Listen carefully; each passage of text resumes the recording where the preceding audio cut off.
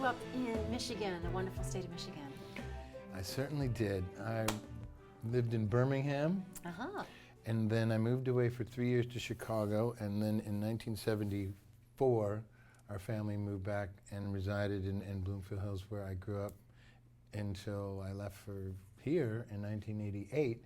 But my mother still lives in the house I grew up in. So when I go home, I go there, and it's kind of, it's good. It's kind of like a little bit of a time warp, you know, but it's great, and I still have friends that I keep up with and see when I'm back. How often do you get to go back? Probably at least a couple times a year. Depends if our band is touring, then you know, that's a really fun time. But yeah, I always try to come back and visit with my mother, and you're a good boy. She loves it. Well, you know, come on. When I was growing up, I wasn't, you know, I was a little bit of a troublemaker. I know you find that it's probably shocking. I'm shocked. Shocked. Yes. So, you know, as you know, youngsters tend to kind of, you know, I was a little, yeah, a little bit of a troublemaker, but, you know, things have kind of turned around, and it's okay. My mom's very happy to have me around whenever she can. Tell us, what do you think was so important in your upbringing and living there that helped you succeed to the point where you are now? Living where I did was in Bloomfield Hills was a really safe, and it was really a nurturing place. People it was a real community and a family sort of vibe, which I think was really helpful. My parents were very supportive. My dad worked for Ford Motor Company for 32 years, and he worked at the world headquarters in Dearborn. And I would see him get up and go to work every morning, 7:30 in the morning. My mother would make him his coffee. He'd get down there, and he would go to work every day. And so I think part of that sort of work ethic was instilled in me.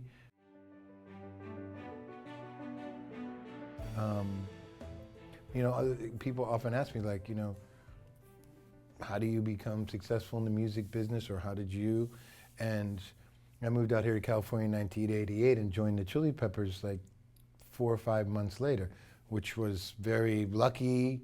There was some opportunity, and I was prepared, and you know, there's a lot of things that happen for reasons.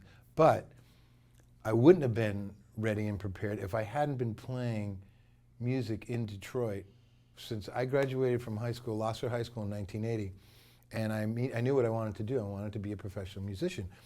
And so I immediately I joined a band right out of high school and started playing in clubs in Detroit, and I played for 8 years straight. I played every possible place I could play. Name some places. First club was a 24 Karat Club. It's probably not there anymore, on 6 Mile and Telegraph. Side Street Lounge in Lincoln Park, the Token Lounge on the west side, the Main Act in Roseville, September's. I think that maybe it's in Roseville as well. I played, you know, all over the place, and then played downtown, played St. Andrews Hall, and, you know, Harpo's. I mean, all over the place, and that was such a great experience to have. First of all, Detroit music, obviously, everybody knows that it's such a great musical town. It's some of the best music has come out of Detroit, obviously. Why do you think that is? Why is it such a strong... You know, that I think about that. I think that, I don't know exactly. I just know that the feeling that I got playing all those places, and was so fortunate to be able to be a working musician. I mean, people are like, when did you make it? I'm like, I felt like I made it when as soon as I started playing as a professional musician, because that's what I love. That was my passion. In Detroit. That's what I want to do. Yeah. In Detroit, I'm playing clubs. I'm playing 3 sets a night. People are dancing and having fun, and I'm doing what I do with my buddies. It was awesome, you know, and still kind of what I do to this day, just it's on a different level. But that playing every night, the audiences and the people of Detroit, I think, are hard workers and appreciate hard work. And now the musicians and bands that I've met through the years, playing Detroit is like a really great place to play and always has been, because people, the audiences and the people that live there really appreciate it when you're good and when you give it your all. And I think that that is very synonymous with how the people of Detroit are. When they really love something, they give it their all, they appreciate it, and if you don't, they let you know. That's so true. Which is great. Yeah. So you can't phone it in when you go to Detroit. They know. And I don't know if it's because of the musical history or because they can really feel real passion. Mm-hmm. But man, if you go and play, and you want to do your best, I mean, we want to do the best all the time, but you know, crowds are different in different places, but the history of music in Detroit is so special that I think most musicians or artists, when they play, they appreciate that, and they want to do well. You know, it's like going playing, you know, in Harlem at the Apollo or something. You know, if you went and played Cobo Hall. I played in a band with Mike Anthony and Sammy Hagar from Van Halen, and we played in a band called Chickenfoot for a little while. And when Cobo Hall was closing, we did an interview they're making a film. I don't know if it's come out, but I don't think so. But they asked what's so important about this place, and both Sammy and especially Mike was like, oh man, when we saw Cobo Hall on the itinerary, it was like, it's on, man. This is, you know, and I saw so many great concerts. My first concert I ever saw was Kiss at Cobo Hall in May 16th, 1975. 12th row. Your passion. The way you're talking about this, you know, I've got chills listening, because you feel very strongly about this. You know? Yeah. Well, you're talking about high school, and you knew you wanted to play. So that means you started learning to play music in high school or earlier. Earlier.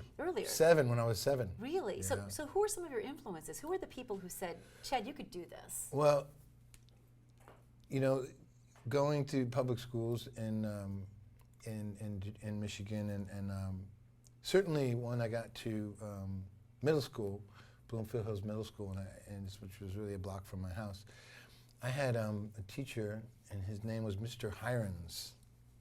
And Mr. Hirons was kind of a crusty, older gentleman, not even crusty in a bad way, but kind of gruff and adorably crusty. Adorably crusty. Yes. Yeah, kind of like me. Yeah. And Mr. Hirons, although he's a bit older, but he there was a band. It was called the Lancer Band, and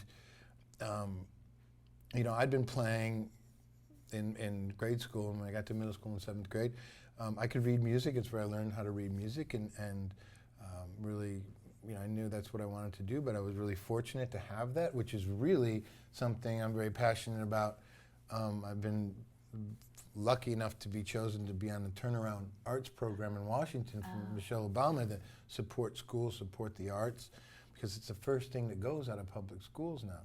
And I'm a perfect example of somebody that if it wasn't for having the arts and music, in my case, in public school, I probably wouldn't have graduated, or maybe have dropped out, or wouldn't have been able to follow my passion, and lucky enough to have that available to me. I think every kid should have the right to have music and arts in public schools. So that, yeah, when I got to junior high, Mr. Hirons, and he was kind of intimidating. He was, you know, gruff. Yeah. And I'm okay. You know, I'm more like the rocker guy, and I'm like really good at reading. We're playing, you know, traditional sort of concert. The things they music. teach you in school. Yeah, exactly. Things, and we're talking the 70s now. And I remember specifically one time, the drum section, we were going through a new piece of music, and we were having a little struggling with it and having a little tough time reading, and so the tempo and the time was getting kind of funny, you know, and Mr. Hirons was not too pleased with that. So back in the day, they used to give out at baseball games, they used to have Bat Day. Do they still have Bat Day? They still give out bats? It was probably a little one, but it was a wooden bat. I'm thinking, in this day and age, wooden bats down in, right?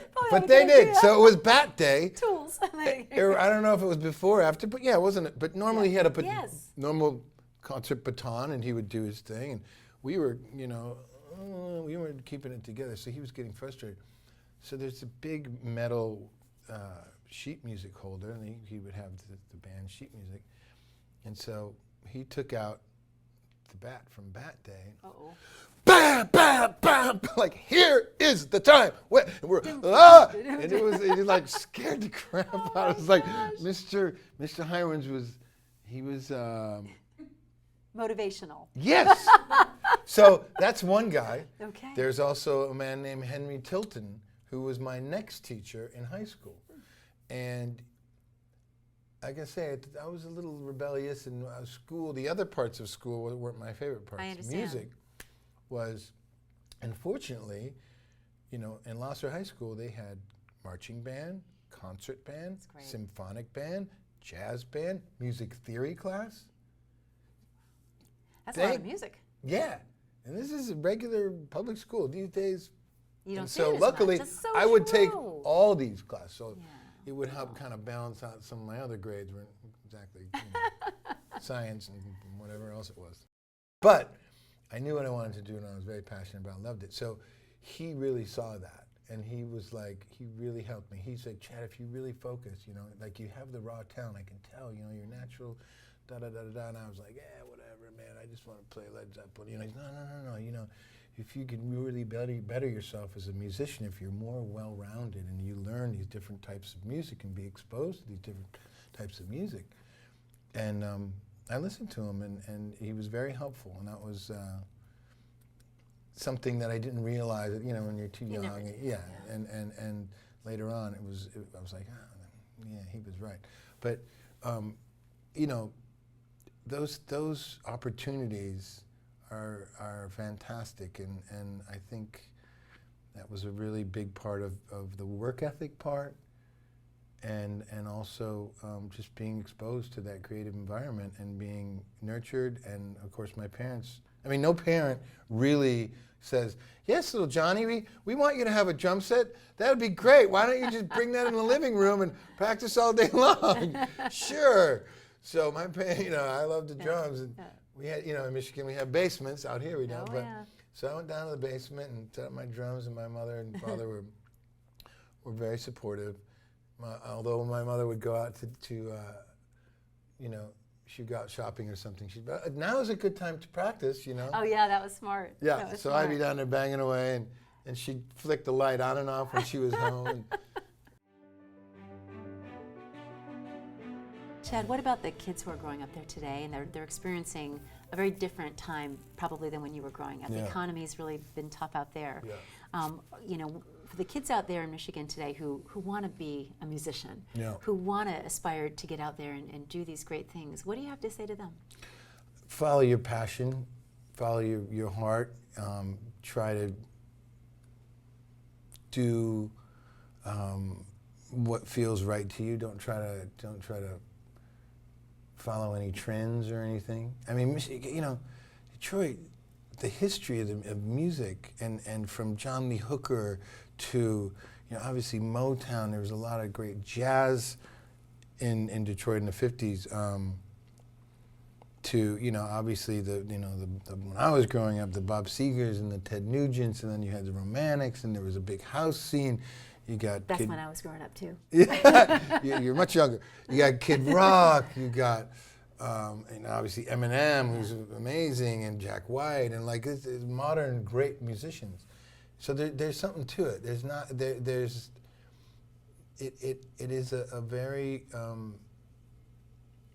it's a great place to be for music. I think that if you can find some like-minded people that are into it for the right reasons and play music because you love it, and that would be anywhere, Detroit, Guam, sure, wherever you are. I think just be true to yourself, follow your passion, and work hard. One thing I talk to the kids about, because in this sort of day and age of everything now and I want it, yesterday, is there's no shortcut. There's no shortcut. You have to put in the hard work.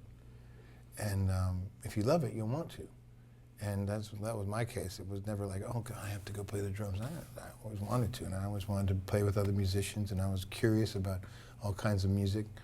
And if you're like that, then it'll happen. Good things will happen, and I think it's a great place for it. Detroit is such an important city for America, always has been, industrial city.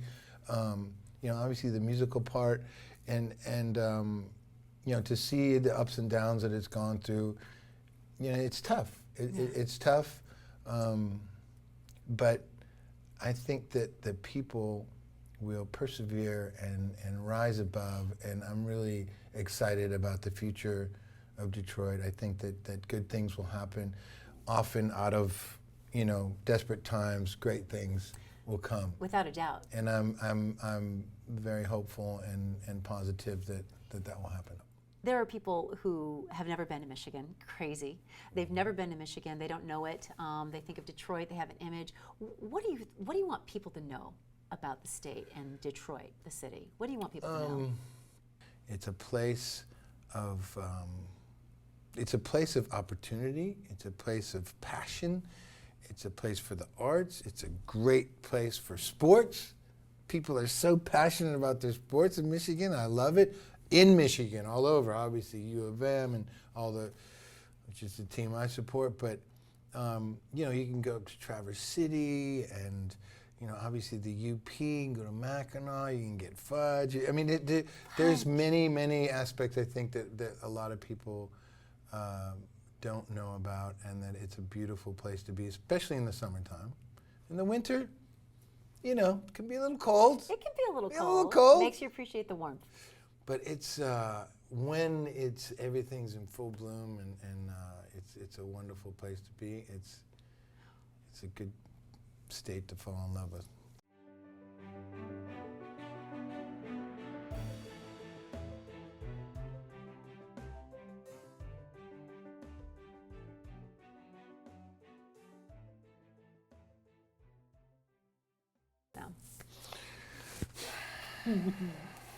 Do it, man. These guys? Yeah. You in there? Hey, listen. Michigan, the best. Detroit, woo!